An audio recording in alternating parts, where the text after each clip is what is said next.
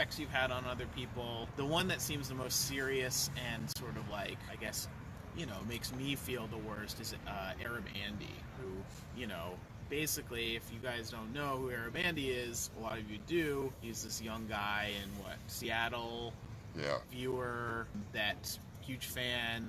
But then, because of you, basically started walking around with the TTS, didn't moderate it at all. I really fucked that walked into a building full of students at a university, and the bomb threat went off, and he went to jail. His life is totally turned upside down. He can't go on the internet. I think he's out, but he's really fucked.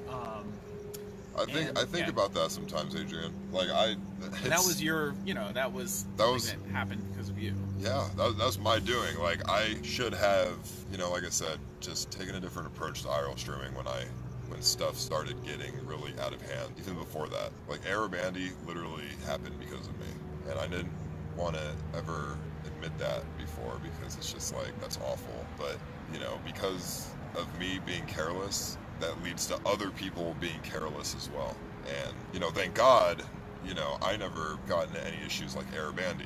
I never did TTS in public. Like, I did TTS in public sometimes, but, I stopped that very quickly because there was nothing good that ever came from it, so...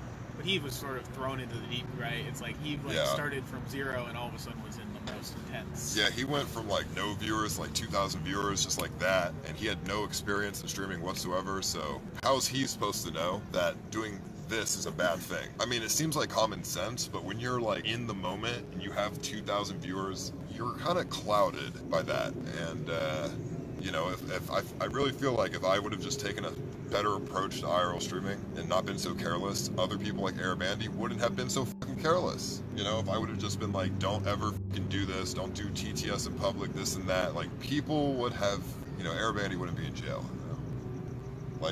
It sucks because he looked up to me, he looked up to my streams, and I just was a very bad influence, and that led him down a dark path. And that goes for a lot of people. No one as severe as Arab Andy, but it goes for a lot of people. I'm just grateful that I had the experience in live streaming. I built myself up very slowly from nothing to bigger and bigger. So I had a little bit more experience to understand that, oh shit, okay, let me not do certain things that are going to get me f***ed up or in trouble. But a lot of those guys, they didn't have that experience. They're just thrown into the deep end, and that sucks. I don't want to bring it